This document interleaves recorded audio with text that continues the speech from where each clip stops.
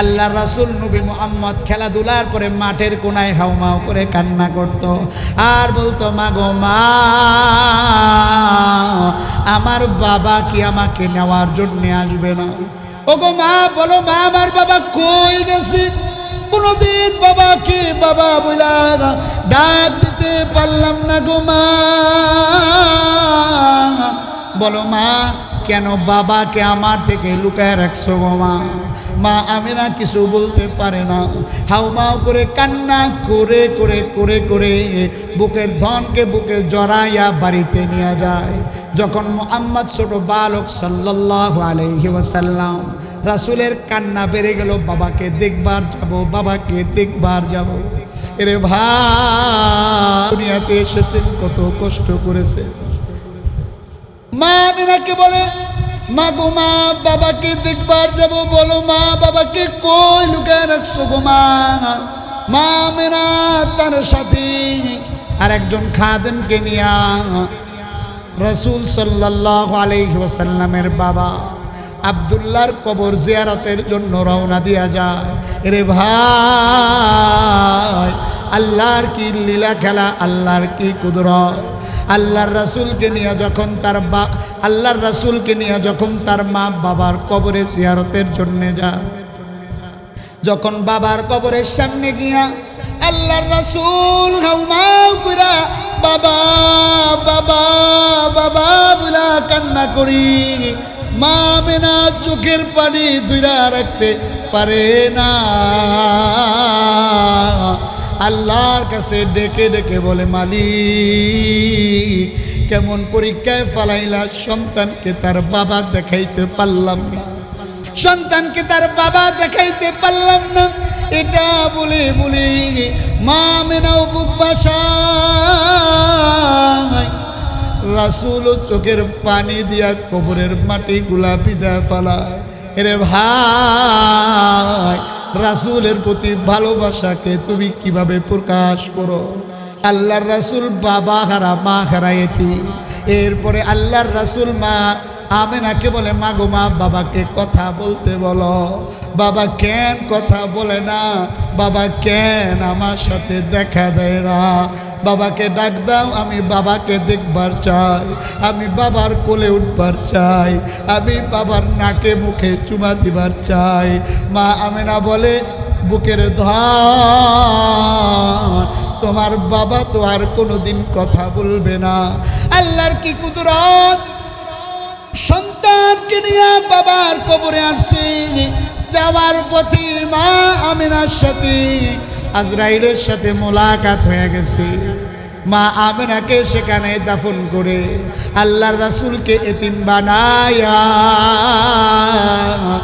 এরপরে মক্কার দিকে রওনা হয়ে গেলে। এরে ভাই, আল্লাহর রাসূল বাবাও পাইল না, মাও পাইল না। আল্লাহর রাসূল যখন তায়েফের ময়দানে, যুদ্ধের তায়েফের ময়দানে আল্লাহর রাসূল দাওয়াত নিয়ে চলতে লাগলেন, আর তায়েফের কাফেরদেরকে বললেন, কুলু লা ইলাহা ইল্লাল্লাহ তুফলিহুন, কুলু লা ইলাহা ইল্লাল্লাহ তুফলিহুন। আল্লাহর রাসূল যখন দাওয়াত দেয়, সরল সোজা একটা মানুষ, সাথে কোনো প্রোটোকল নাই, সাথে আর কোনো খাদেম আছে মাত্র একজন। অনেক মানুষ নিয়ে গিয়েছেন, বরংটা এমন নয়। আল্লাহ রাসূল বলে, এক আল্লাহকে মানো, মূর্তি পূজা ছাড়ো, এক আল্লাহরে মানো, অন্যায় অবিচারগুলো ছেড়ে দাও, তোমরা জিনা ব্যভিচার খুন রাজধানী ছেড়ে দাও। আল্লাহর রাসূল যখন এই কথাগুলা বলা শুরু করে দিলেন, তায়েফের দুষ্ট কাফেরেরা আল্লাহর রাসূলকে পাথর মারতে মারতে মারতে মারতে মারতে মারতে রাসূলের পবিত্র বদনটা একেবারে রক্তাক্ত করে ফেলেছে। রক্ত পড়তে পড়তে আল্লাহর রাসূল একবার জমিনে লুটায় পড়ে। আল্লাহর রাসূলের আবার হুঁশ চলে আসে। আল্লাহর রাসূল আবার জমিনে লুটায় পড়ে। পাথর খাইতে খাইতে আল্লাহর রাসূলের আবার হুঁশ চলে আসে। হঠাৎ করে আল্লাহর রাসূল তার গায়ের চাদর দিয়া রক্তগুলো জমিনে পড়ার আগেই মুছে ফেললেন। আল্লাহ তাআলার পক্ষ থেকে জিবরাইল চলে আসলেন আর বললেন, পয়গম্বর আপনি আমাকে একটু আদেশ দেন, তায়েফের কাফেরদেরকে দুই পাশে চাপ দিয়ে একেবারে নিঃস্ব করে ফেলাই। আল্লাহর রাসূল বলেন, না না না, তাদেরকে আক্রমণ করলে, তাদেরকে ধ্বংস করে দিলে কারা আমার উপর ঈমান আনবে? তারা বুঝতে পারে নাই হয়তোবা তাদের ভবিষ্যৎ প্রজন্ম আমার উপর ঈমান আনতে পারে। আল্লাহর রাসূলের উপরে তারপরও কাফেররা পাথর মারা বন্ধ করে না।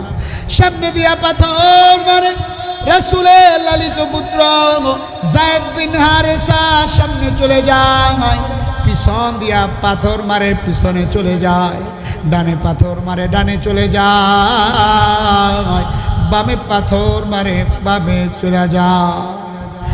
হযরত জিবরাইল আল্লাহ তাআলাকে বলে, আল্লাহ রাসূলের বাবাও নাই মাও নাই। তায়েফের ময়দানে রাসূল বারে বারে লুটায় পড়তেছে। আল্লাহ গো, তোমার কি একটু মায়া লাগে না? তুমি একটু তায়েফের কাফেরদেরকে দমন করো। আল্লাহ রাসূল বলে, না না, তাদেরকে দমন করো না। আল্লাহ রাসূল দাওয়াত দিতে দিতে এক পর্যায়ে চলে আসলেন। মক্কার কাফেররা রাসূলের দাওয়াত সহ্য করতে পারল না। মক্কার কাফেররা বলল, কুরাইশ বংশের মধ্যে যারা আছে, রাসূলের কুরাইশ বংশের মধ্যে যারা আছে, যারা কালেমা পড়ে ঈমান এনেছে, তাদের কাউর সাথে কথা বলা যাবে না, লেনদেন করা যাবে না, ব্যবসা বাণিজ্য করা যাবে না। তাদেরকে শিয়াবে আবু তালেবের মতো একটা জায়গায় বয়কট করা হবে। এরকম একটা চুক্তিনামা লিখে কাবার গিলাফের সাথে তারা টানায় দিল। 3টা বছর তারা কালিমা পড়ে মুসলমান হয়েছে। এরে ভাই, বাজার থেকে বড় মাছটা কিনে এনে খাও, বাজার থেকে সুন্দর বড় হাড় গরুর গোস্তটা পাকায় পাকায় খাও, ভালো পোশাক পরে এসির তলে বসা, তারপরও রাসূলের উপরে দুরূদ পাঠ করতে ভালো লাগে না? এরে ভাই, শিয়াবে আবু তালেবের মধ্যে আল্লাহর রাসূল দীর্ঘ 3 বছর একেবারে নির্মম মানবতার জীবনযাপন করেছে। কারো সাথে দেখাও করতে দেয় নাই, কথাও বলতে দেয় নাই। একটা পর্যায়ে যখন তাদের খাবার যা ছিল সব কিছু শেষ হয়ে গেছে, একটা পর্যায়ে কোলের বাচ্চারা পর্যন্ত কান্নাকাটি শুরু করে দিল, কিন্তু কারো কাছে কোনো খাবার নাই। সবাই গাছের পাতা পর্যন্ত চাবাইয়া চাবাইয়া খায়া খায়া ক্ষুধা নিবারণ করত। এরে ভাই, কেমন করে বুঝাই? সম্ভবত 39 জন কালেমা পড়ে মুসলমান হয়েছেন। হযরতে আবু বকর সিদ্দিক রাদিয়াল্লাহু তাআলা আনহু আল্লাহর রাসূলকে বললেন, ইয়া রাসূলুল্লাহ, আর কতদিন গোপনে আপনি ইবাদত করবেন?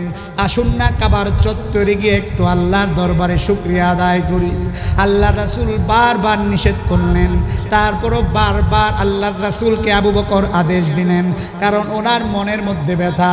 আল্লাহ যদি সত্য হয়ে যায়, আল্লাহর রাসূল যদি সত্য হয়ে যায়, তাহলে ইসলাম পক্ষ থেকে, আল্লাহর পক্ষ থেকে অবশ্যই আল্লাহ তাআলা সাহায্য করবেন।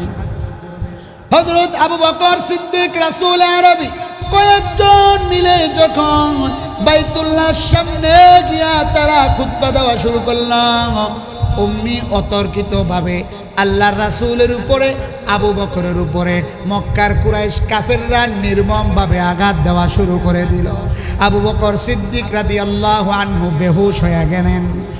তারে ধরাধরি করে তার বাড়িতে নিয়ে গেলেন। তখনও অনেক লোক কালেমা পড়ে মুসলমান হয় না। ওনাকে নিয়ে দেখে ওনার কোনো হুঁশ আসে না। সবাই ভাবছে আবু বকর মনে হয় দুনিয়াতে আর বাঁচবে না।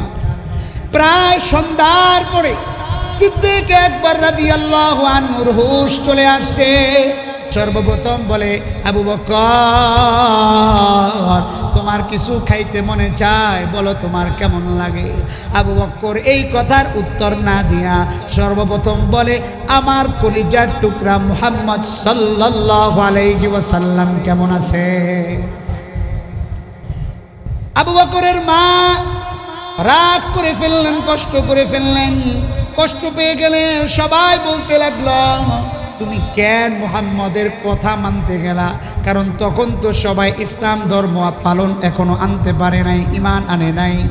সবাই বলল, কেন তুমি কালেমা পড়া মুসলমান হইতে গেলা? আজকে তোমারে না পাইলে আমাদের কি অবস্থা হতো? আবু বকর কোনো কথাই শুনতে চায় না, কোনো কথাই বলতে চায় না। তার একটাই কথা, রাসূল কেমন আছে। এরপরে হযরত ওমর ফারুক রাদিয়াল্লাহু তাআলা আনহু, ওনার বোন উম্মে জামিল, আবু বকর তার মায়ের কাছে বলে, মাগো মা, উম্মে জামিলের কাছে গিয়া খবর লন, হয়তোবা তার কাছে গেলে পরে আল্লাহর রাসূলের খবরটা জানা যেতে পারে। যখন তার কাছ থেকে খবর আসলো আল্লাহর রাসূল ভালো আছেন, তখন আবু বকর একটু শান্তি পাইল। আল্লাহর রাসূল যখন নামাজ পড়তেন, মক্কার কাফেররা আল্লাহর রাসূলের মাথার উপরে নারী বুড়িগুলা চাপায় দিত। আল্লাহর রাসূল দমটাও ঠিক মতো ফালাইতে পারতেন না, আল্লাহর রাসূল ঠিক মতো শ্বাসটাও নিতে পারতেন না। মনে হয় আল্লাহর রাসূলের প্রাণবায়ু উড়ে যাবে।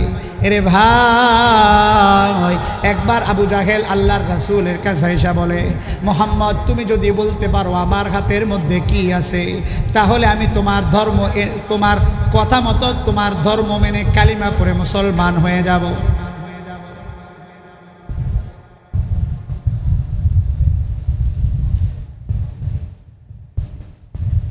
আল্লাহর রাসূলের সামনে দুইটা হাত দিয়া বলে, আমার হাতের মধ্যে কি আছে যদি বলতে পারো, তাহলে আমি তোমার ধর্ম মেনে কালেমা পড়ে মুসলমান হয়ে যাব। আল্লাহর রাসূল বলে, চাচা গো, আমার বলতে হবে না, বরং তোমার হাতের মধ্যে কি আছে এটাই যদি বলে দেয় আমি নবী কি নবী না, তাহলে ঈমান আনবা কিনা। মেরে মোহতারাম দোস্ত বুঝুন, আবু জাহেল বলে, তাহলে তো ওয়েলকাম। ওয়েলকাম তো বলে নাই, আরবিতে বলছে, তাহলে তো আরো ভালো হয়ে যায়। আল্লাহর রাসূল হাতের মধ্যে ইশারা করে বলে, হাতের মধ্যে কি আছো, আমি কে তুমি বলে দাও। তখন হাতের মধ্যে বলে, আমি পাথর। এ কথা বলতে দেরি আর সঙ্গে সঙ্গে বলল, আশহাদু আল্লা ইলাহা ইল্লাল্লাহু ওয়া আশহাদু আন্না মুহাম্মাদান আবদুহু ওয়া রাসূলুহু। মুহতারাম নাযিরিন, মক্কার বিশাল এক পাহলুয়ান, অনেক বড় কুস্তিগির না কি বলে, কুস্তি করতো আর কি ওই সময়।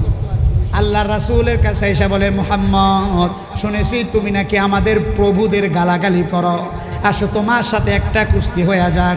যদি তুমি আমাকে হারাইতে পারো তাহলে আমি তোমার ধর্ম মেনে নিব, আর যদি তুমি হারাইতে না পারো তাহলে তুমি আমার ধর্মে চলে আসবা। আল্লাহর রাসূল বলে, না, এটা হবে না। তাহলে কোনটা মানব? বলে, যদি তুমি আমাকে হারাইতে পারো 10 দিরহাম তুমি আমার থেকে জিতবা। আল্লাহর রাসূল রাজি হয়ে গেলেন। আল্লাহর রাসূল একাকী গালিবান, সম্ভবত ওই কুস্তিওয়ালার নাম ছিল রোকানা।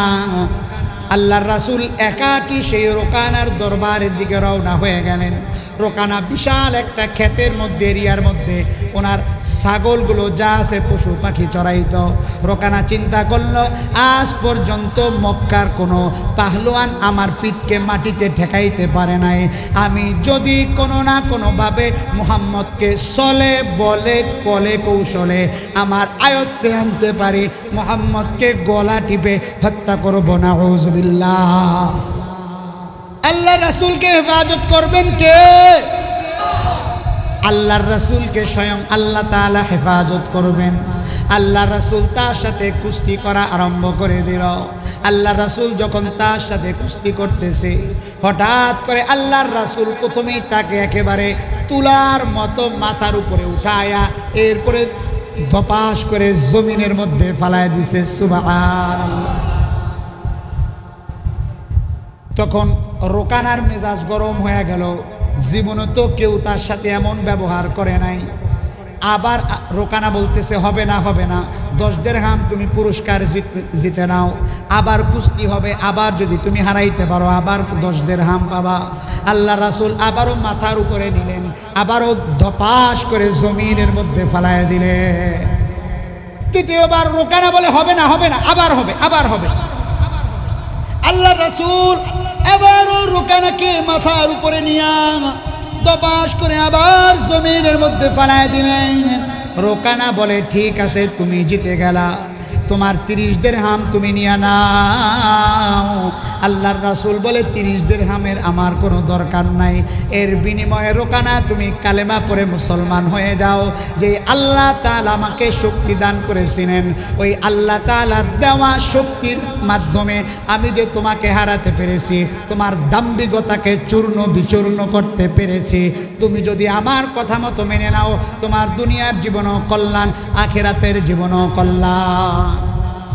রোকানা আবার বলতেছে, ঠিক আছে, আমি কালেমা পড়ব। ও যে দূরে একটা গাছ দেখা যায়, বলে হ্যাঁ, ওই গাছের ডালপালা সবগুলো যদি তুমি আমার কাছে নিয়ে আসতে পারো, গাছটারে ভাঙ্গা তুমি এখানে দাঁড়ায় থাকবা, তাহলে আমি তোমার উপর ঈমান আনব। আল্লাহ রাসূল সাল্লাল্লাহু আলাইহি ওয়াসাল্লাম ঠিক ইশারা করলেন আল্লাহর হুকুমে, গাছ একেবারে আল্লাহর গাছের ডাল ভাঙ্গা রাসূলের সামনে চলে আসে। সুবহানাল্লাহ। রোকানা দেখা তাজ্জব হয়ে গেছে। আল্লাহ রাসূল আবার বললেন চলে যাও, আবার চলে গেছে। আবার যখন চলে গেছে,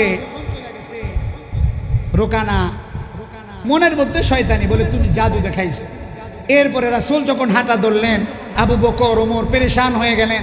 রাসূল রে একা তো ছাড়ে না কখনো, কারণ মক্কার দুষ্ট কাফেররা রাসূলকে বাঁচতে দিবে না, রাসূলকে হত্যার ষড়যন্ত্র চক্রান্ত করে বারে বারে রাসূলকে ধ্বংস করে দিতে চায়। তারা চিন্তা করলো, আহারে রাসূল জানি কই গেল, না জানি আবার তায়েফের না জানি আবার মক্কার কুরাইশের দুষ্টরা রাসূলকে আবার শেষ করে দেয়। এই চিন্তা করে তারা বের হয়ে গেল। দেখে রোকানার সেই চারণভূমির দিক থেকে রাসূল ফিরে আসে। পেরেশান হয়ে গেলেন, আল্লাহর রাসূলের কাছে গেলেন। রাসূল এই সব ঘটনা তাদেরকে শোনালেন। শোনানোর পরে তারা সবাই তাজ্জব হয়ে রবে শুকরিয়া আদায় করলেন। মেরে মোহতারাম দোস্ত বুজুর্গ, পদে পদে পদে পদে এই কোরআনের বাতিকে নিভায় দিতে চায়। একবার এক ইহুদি মহিলা রাসূলকে দাওয়াত দিছে, গোশতের মধ্যে বিষ মিশাইছে। কি মিশাইছে বলেন? বিষ মিশাইছে। এরপর রাসূলকে খাওয়ার জন্য দিছে, সাহাবায়ে কেরামদেরকেও খাওয়ার জন্য দিছে। আল্লাহ রাসূল যখন মুখের মধ্যে নিবেন, একটু কামড় দিলেন, তৎক্ষণাৎ আল্লাহর রাসূলের কাছে খবর চলে আসলো, রাসূল ফেলে দিলেন। সাহাবায়ে কেরামদেরকে বললেন, তোমরা কেউ এই খাবার খাবা না। মহিলাকে বললেন, এই তুমি কেন এই কাজ করলা? মহিলা বলল, আমি শুনেছি যদি আপনি সত্য আল্লাহর নবী হন, এই খবর আপনার কাছে পৌঁছবে, আর যদি সত্য নবী না হন তাহলে আপনি বিষ খায়া মারা যাবেন, নাউযুবিল্লাহ। তখন ওই মহিলা বলে, আপনি বলেন আপনি কিভাবে জানতে পারলেন গোশতের মধ্যে বিষ আছে? তখন আল্লাহর রাসূল বলেন, এই গোশতই আমাকে বলে দিছে তার মধ্যে বিষ আছে। সুবহানাল্লাহ। যখন সূরা লাহাব নাজিল হলো, তাব্বাত ইয়াদা আবি লাহাবিন ওয়া তাব্বা মা আগনা আনহু মালুহু ওয়া মা কাসাব সায়াসলা নারান যাতা লাহাব ওয়া ইমরাআতুহু হাম্মালাতাল আতাব ফি জিদিহা আবলুম মিন মাসাদ। অর্থাৎ আবু লাহাবের 2 হাত ধ্বংস হোক। আবু লাহাবের স্ত্রী রাসূলকে খুব কষ্ট দিতেন। যখন এই কথা খবর হয়ে গেল মুহাম্মদের আল্লাহ, ওদের ভাষা মুহাম্মদের আল্লাহ নাকি আবু লাহাবের স্ত্রীর নামে সূরা নাজিল করছে, রাগ কইরা হাতে বর্ষা বললাম না কি যেন নিয়া আবু লাহাবের স্ত্রী রাসূলের দিকে রওনা হয়ে গেলেন। রাসূলের দিকে কি হয়ে গেলেন? রওনা হয়ে গেলেন। আবু বকর আর রাসূল বসা। আবু বকরের মনের মধ্যে বড় ভয়। আবু বকরের মনের মধ্যে বড় ভয়। আবু বকর ভয়ে থরথর করে কাঁপতেছে, না জানি আবার রাসূলের উপরে আঘাত করে। কিন্তু আসার পরে আল্লাহর রাসূলের দিকে তাকায় দেখলো, রাসূলের দেখা যায় না। রাসূলের কি করে না? দেখা যায় না। আবু বকরে বলে, শুনেছি তোমার মুহাম্মদ নাকি এটা বলেছে। বলে, না না, আমার নবী তো এটা বলে নাই। বলে, কে বলেছে? নবীর আল্লাহ বলেছে। সুবহানাল্লাহ। আমার নবী তো বলে নাই। তোমার নবী কই? আবু বকর কথা বলে না। আল্লাহ রাসূল পাশেই বসা। যখন আবু লাহাবের স্ত্রী আবার চলে গেলেন, রাসূল আবার সশরীরে হাজির হয়ে গেলেন। সুবহানাল্লাহ। আল্লাহ রাসূল অদৃশ্য হয়ে গেলেন। আল্লাহ রাসূলের এমন মুজিজা ছিল, অনেক সাহাবী রাসূলের দরবারে ছিলেন। খেয়াল করেন, রাসূলের দরবারে ছিলেন, রাত্রি হয়ে গেছে, বৃষ্টি পড়তেছে, বাড়িতে যাবে কিভাবে, তার আলোর কোনো ব্যবস্থা নাই। আল্লাহ রাসূল গাছের দুইটা ডাল ভেঙে দিলেন, সাহাবীর হাতে দিলেন, বলেন এটা নাও, এটা নিয়ে বাড়িতে চলে যাও। সাহাবী বলে যখনই আল্লাহ রাসূলের দরবার থেকে বের হইলাম, ওই ডাল থেকে এত আলো আসছে, পুরা জায়গা আলোকিত হয়ে গেছে। সুবহান আল্লাহ রাসূলের কেমন মুজিজা শুনবেন, আল্লাহ রাসূলের কেমন মুজিজা শুনবেন। একবার আল্লাহর রাসূলকে মারার জন্য এক ইহুদি একটা কুকুর লালন পালন করলো। কুকুরকে লালন পালন করে ইহুদির মনের মধ্যে শয়তানি, ইহুদি মনে মনে মনস্থ করলো আল্লাহর রাসূল মুহাম্মদ সাল্লাল্লাহু আলাইহি ওয়াসাল্লামকে দাওয়াত দিবে, দাওয়াত দিয়া ঘরের মধ্যে আনবে, কুকুর দিয়া কামড়াইয়া শেষ করে দিবে। নাউযুবিল্লাহ। কারণ আল্লাহর রাসূলের সাহায্যকারী কে? আমাদের সাহায্যকারী কে? আমাদের সাহায্যকারী আল্লাহ, এটা ভালো মতো মানতে পারি নাই। আমাদের সাহায্যকারী আল্লাহ যেদিন থেকে অন্তরের মধ্যে ঢুকাতে পারবো, সেদিন থেকে দুনিয়ার জীবনও কল্যাণ, আখিরাতের জীবনও আমাদের জন্য কল্যাণ। ওই ইহুদি কুকুর লালন পালন করলো, লালন পালন করে আস্তে আস্তে কুকুরকে বড় মানায়। আল্লাহ রাসূলকে দাওয়াত দিয়া রাসূলকে ইহুদি ঘরে ডেকে নিয়ে আসলো। রাসূলকে ডেকে ডেকে বলে, রাসূলকে খাবার খাওয়াইলো, এরপরে ঘর থেকে কুকুরটাকে বের করে দিল। বলে কুকুর, তোকে আমি খাবার খাওয়াইলাম, গোসল করাইলাম, তোরকে যেই জন্য লালন পালন করলাম, সামনের বারান্দায় চলে যা, তাকায় দেখ মুহাম্মদ চলে আসছে, ওকে কামড়াইয়া দুনিয়া থেকে বিদায় করে দে। নাউযুবিল্লাহ। কুকুর রে এত সামনে দেয়, কুকুর সামনে আগায় না, আবারও ঠেলে দেয়, কুকুর সামনে আগায় না, আবারও সামনে ঠেলা দেয়, কুকুর সামনে আগায় না। মালিকের মাথা গরম হয়ে গেল, রাগ করে ফেলল। কারণ রাসূলের খাওয়া শেষ হয়ে গেলে রাসূল বিদায় নিয়ে চলে যাবে, ইহুদির মনের আশা তো পুরা হবে না। ইহুদি মনে মনে চিন্তা করলো, আল্লাহর রাসূল নবী মুহাম্মদ যদি ঘর থেকে বের হয়ে যায়, তাহলে নবী মুহাম্মদকে তো আর মারা যাবে না। কুকুরকে এবার দিশা না পায়া বড় একটা লাঠি নিয়া ইহুদি সেই কুকুর উপরে আঘাত করা শুরু করে দিল। কুকুর হাউমাউ করে কান্না করে, তারপরেও সামনে আগায় না। কুকুর হাউমাউ করে কান্না করে, কুকুর চোখের পানি ছেড়ে দিয়া চিৎকার দিয়া কান্না করে, তারপরও সামনে আগায় না। এরে ভাই, কুকুর যখন মার খাইতে খাইতে শরীর একেবারে রক্তাক্ত হয়ে গেল, আল্লাহ তাআলা কুদরতিভাবে কুকুরের জবান খুলে দিলেন। কুকুর ডাক দিয়া বলে, নাফরমান, তুই কেন আমার সাথে এমন করলি? কুকুরের মুখে মানুষের মতো কথা শুনা ইহুদি অবাক হয়ে গেল, ঘাবড়ায়া জড়সড় হয়ে গেল। ইহুদি আর তার জবানে কোনো কথা নাই। কুকুর বলল, তুই যাকে মারার জন্য তুই আমাকে পাঠাইতে চাও, এরে নাফরমান, এরে নেমক হারাম, তার উসিলায় আসমান জমিন টিকে আছে, তার রহমতে আল্লাহ তাআলা তোকে রিজিক পৌঁছাইতেছে, তার রহমতের বিনিময় আল্লাহ তাআলা তোকে সুখে শান্তিতে রাখছে, সে তো আর কেউ নয়, আর কেউ নয়, আর কেউ নয়।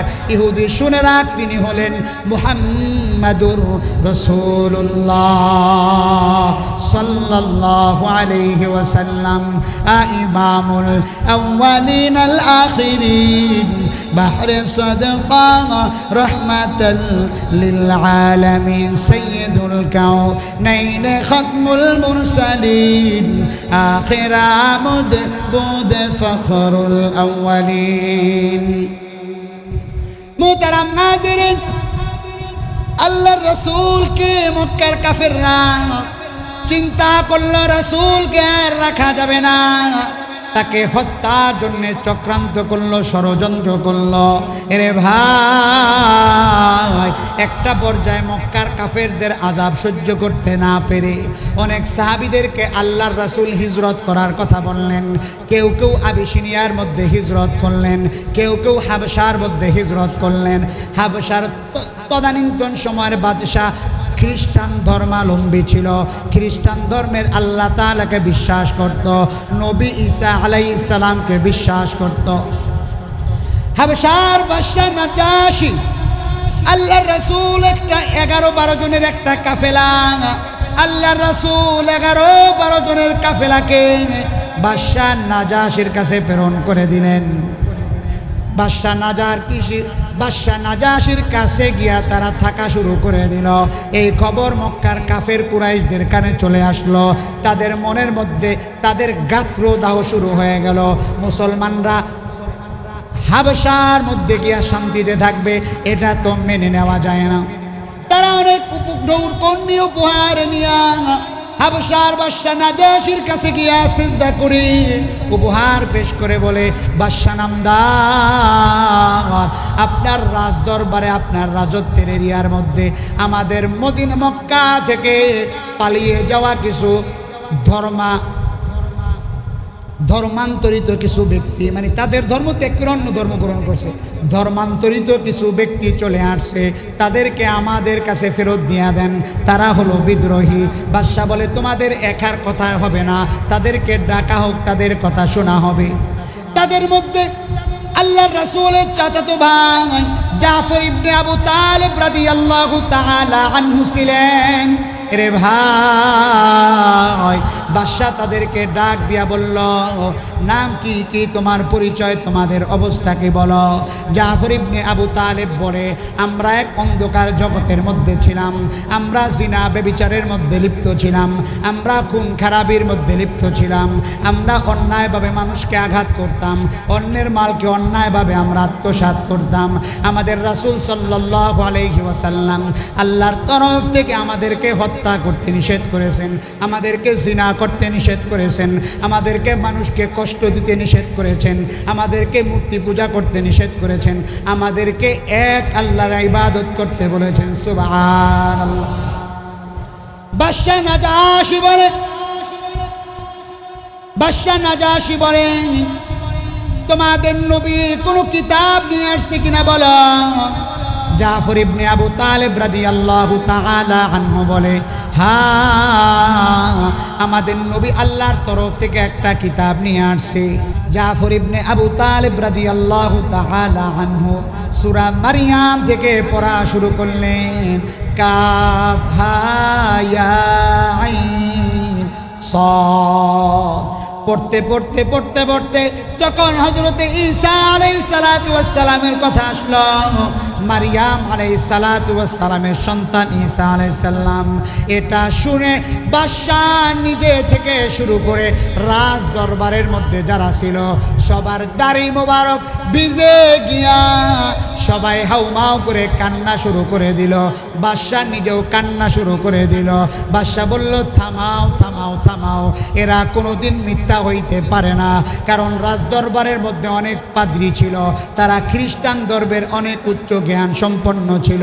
তারা যখন মারিয়াম আলাইহিস সালামের সংবাদ পাইল, হযরতে ঈসা আলাইহিস সালামের সংবাদ পাইল, তারা আর বুঝতে বাকি রইল না এই ধর্ম কোনোদিন মিথ্যা হতে পারে না। এরপরে বাদশা বলল, তাদেরকে আমাদের এখানে আশ্রয় দেওয়া হবে, তোমরা তোমাদের উপর ঢৌকন নিয়ে মক্কায় ফেরত চলে যাও। তারা সেখানেও আর আশ্রয় পাইল না। অবশেষে যখন একেবারে নিরুপায় হইয়া তারা চিন্তা করলো, মুহাম্মদকে হত্যা করা লাগবে। কি করা লাগবে? আল্লাহর রাসূলকে হত্যা করা লাগবে। রে ভাই, সবাই মিলা পরামর্শ বৈঠকের মধ্যে বসলো। মুহাম্মদ যেন কোনোভাবে দাওয়াত দিতে পারে না, মুহাম্মদ যেন কোনোভাবে ইসলামের প্রচার করতে পারে না, তাকে দুনিয়া থেকে বিদায় করলে পরেই আমাদের শান্তি চলে আসবে। এই চিন্তা করার পরে সবাই পরামর্শ করল, কিন্তু পরামর্শ করতে করতে করতে করতে সবাই একে অপরকে বলল, তোমরা যে মুহাম্মদ সাল্লাল্লাহু আলাইহি ওয়াসাল্লামকে হত্যা করবা, তোমরা কি জানো মুহাম্মদ নবীর বংশধর হলো বনি হাশেম। তারা সেই সময়ের অনেক প্রভাব প্রতিপত্তিওয়ালা ছিল। বনি হাশেমের সামনে যদি মুহাম্মদকে তোমরা হত্যা করো, তার বদলায় বনি হাশেম তোমাদেরকেও হত্যা করতে পারে। পরামর্শের পরে পরামর্শ, কিন্তু কোনো সমাধান আসতেছে না। দারুন নদওয়ার মধ্যে বৈশা মক্কায় কাফের আবু জাহেল, উতবা, সাইবা, ওরা এই চক্রান্ত করলো। হঠাৎ করে দেখে ঘরের দরওয়াজায় কে যেন ঠক ঠক করে আওয়াজ করে। কি করে বলেন? ঠক ঠক করে আওয়াজ করে। দরজা খুলে দেখে এক বৃদ্ধ। বলে আমি কি ভিতরে আসতে পারি? বলে হ্যাঁ আসেন। বলে কি জন্য আসছেন? বলে তোমরা যে পরামর্শ করতেছো সেই পরামর্শের সমাধান দেওয়ার জন্য আমি আসছি। বলে আরে আমরা কি পরামর্শ করি তুমি কেন কিভাবে জানো? বলে হ্যাঁ জানি, তোমরা মুহাম্মদকে হত্যা করতে চাও। মুহাম্মদ যেমন তোমার শত্রু, মুহাম্মদ আমারও শত্রু। মুহাম্মদকে আমিও হত্যা করতে চাই, আমিও মুহাম্মদকে হত্যা করতে পারলে শান্তি। এখন সবাই বলল তাহলে কিভাবে করতে পারি? তখন বলল এভাবে হবে না, কোনো বংশ যদি একাকী আক্রমণ করে তাহলে ওই বংশকে বনি হাশেম নির্বংশ করে দিবে। তার চাইতে ভালো হয় সকল বংশের গোত্র থেকে একজন দুইজন করে একত্রিত হইয়া এরপরে মুহাম্মদকে হত্যা করবা। সবাই বলে এত এত বড় বুদ্ধি, সুন্দর বুদ্ধি দিলা। তাহলে একাকী বনি হাশেম এতগুলো গোত্রের কারো সাথেই পেরে উঠবে না, আর তার হত্যার বদলাও নিতে পারবে না। এখন বলে আপনি কে মুরব্বী, এত সুন্দর পরামর্শ দিলেন? আমার নাম শয়তান। নাম কি? ওই সময় শয়তান মানুষের আকৃতি ধারণ করতে পারত। আমার নাম কি? শয়তান। কিন্তু আল্লাহ তাআলা হেফাজত করবেন রাসূলকে। পরামর্শ মোতাবেক রাতের আধারে সবাই একত্রিত হয়ে গেলেন। রাতের আধারে সবাই কি করলেন? রাতের আধারে সবাই রাসূলের ঘরের পাশে চলে গেল। রাসূলকে হত্যা করার হীন চেষ্টা করবে তারা, কিন্তু হত্যা তো করতে পারবে না। আল্লাহ রাসূলের কাছে এই ওহী তো দিনের বেলায় চলে আসছে। রাসূলের কাছে আল্লাহর তরফ থেকে দিনের বেলায় চলে আসছে। আবু বকরকে বলে আবু বকর আজ রাত্রেই আমাদের বের হতে হবে, আপনি তৈয়ার থাকেন। সুবহানাল্লাহ। এরপরে আল্লাহ রাসূল রাত্রিবেলা ঘরের মধ্যে হযরত আলী রাদিয়াল্লাহু তাআলা আনহু ওনাকে বললেন, বুঝায় দিলেন আমার চাদর মুড়ি দিয়ে আমি যেই জায়গায় ঘুমিয়ে থাকি ঠিক ওই জায়গায় তুমি ঘুমায় থাকো। আমি যেই জায়গায় ঘুমায় থাকি ঠিক ওই জায়গায় কি করবা? তুমি ঘুমায় থাকবা। রাসূলকে কিছু আমানত দিলেন যেগুলো রাসূলের কাছে ছিল, কারণ রাসূলকে তো আল আমিন হিসেবে জানতো। বুঝায় দিয়া আল্লাহ রাসূল দোয়া দুরুদ পড়া শুরু করে দিলেন। রাত যখন গভীর হওয়া শুরু করে দিল, আল্লাহর তরফ থেকে ওহী চলে আসলো, পয়গম্বর এবার বের হয়ে যান। আল্লাহ রাসূল সূরা ইয়াসিনের প্রথম কিছু আয়াত পড়লেন, হাতের মধ্যে কিছু মাটি নিলেন। ফাগশাইনাহুম ফাহুম লা ইউবসিরুন। আল্লাহ রাসূল মাটিটা পুরে এরপরে ফু দিয়া এরপরে আস্তে করে ছিটে দিলেন।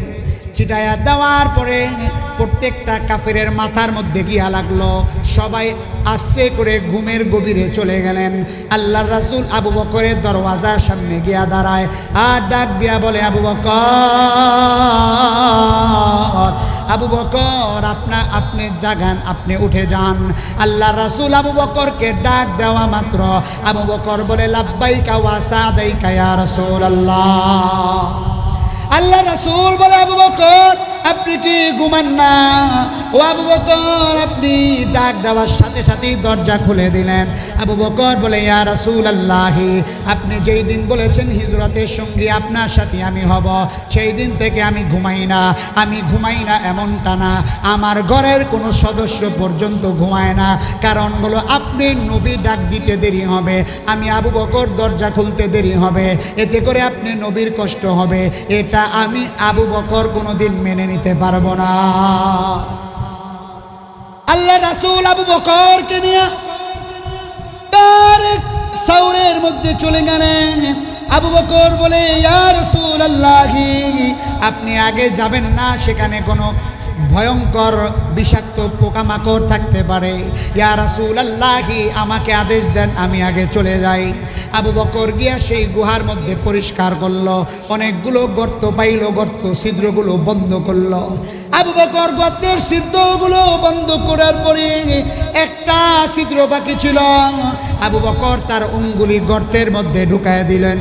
এরপরে আল্লাহর রাসূলকে বলে ইয়া রাসূলুল্লাহ, আপনার জন্য আরামগাহ তৈয়ার হয়ে আছে, আপনি চলে আসেন। আল্লাহ রাসূল চলে আসার পরে ঘুমায় গেলেন।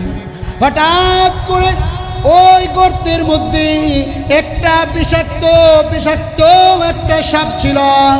ওই সাপটা আবু বকরকে কামড় লাগায় দিল। একটা কামড় দেয়, দুইটা কামড় দেয়, তিনটা কামড় দেয়, আবু বকর এক চুল লড়াচড়া করে না।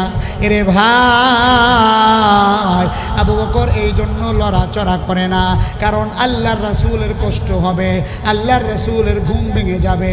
আল্লাহর রাসূলের মাথায় আবু বকর হাত বুলায়, আর তার রহমতের চেহারাটা আবু বকর দেখতে থাকে। যখন ওই সাপের কামড়ে বিষাক্ত হইয়া আবু বকরের শরীর নীল হয়ে গেল রে ভাই, আবু বকর ব্যথা আর সহ্য করতে পারলেন না। আবু বকরের চোখ দিয়া দর দর করে পানি পড়া শুরু করে দিল। আবু বকরের চোখের এক ফোঁটা পানি গিয়া রাসূলের গায়ে পড়ল। অমনি রাসূলের ঘুমটা ভেঙে গেল। রাসূল বলে, আবু বকর,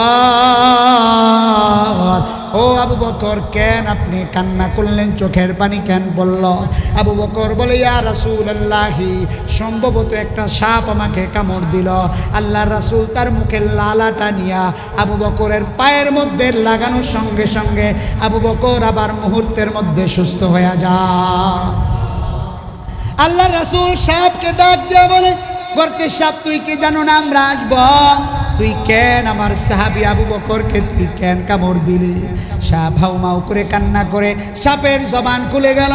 সাপ বলে, ইয়া রাসূলুল্লাহি, দীর্ঘ 100 বছর আগে আমি একটা মজমার পাশ দিয়া যাইতেছিলাম, তখন ওই মজমার মধ্যে আগমন করেছিল গারে সৌর নামে একটা গুহা আসবে। সেই গুহার মধ্যে মুহাম্মদ সাল্লাল্লাহু আলাইহি ওয়াসাল্লাম রহমতের নবী মক্কা থেকে হিজরত করে মদিনায় যাবেন। আমি আপনার জন্মের আগে থেকে 100 বছর ধরে আমি আজাইবুল মাখলুকাত কিতাবের বর্ণনায় পাওয়া যায়। ওই সাপ বলে, 100 বছর ধরে আমি এই গর্তের মধ্যে আছি। তাকায় দেখেন না কতগুলো জানালা আমি তৈরি করেছি, যেইটা দিয়া ভালোভাবে আপনাকে দেখা যায়, সেটা দিয়া তাকায়া দেখা দেখা আমি আমার মনের পিপাসাকে নিবারণ করব। ইয়া রাসূলুল্লাহি, আমি যখন দেখলাম সবগুলো গর্ত আটকায় দিছে, আমি যখন দেখলাম সবগুলো গর্ত আটকায় দিছে, আপনাকে দেখার জন্যে, আপনার প্রেমে মাতোয়ারা হইয়া আমি আবু বকরের পায়ে দংশন লাগাই দিছি। ইয়া রাসূলুল্লাহ, আমাকে মাফ করে দেন, আপনাকে দেখেছি আমার জীবন সার্থক হয়ে গেছে। এরে ভাই, আল্লাহর রাসূল কেমন রহমতের নবী ছিলেন! আল্লাহর রাসূলকে সাপ পর্যন্ত দেখার জন্য অপেক্ষায় থাকে। সুবহানাল্লাহ।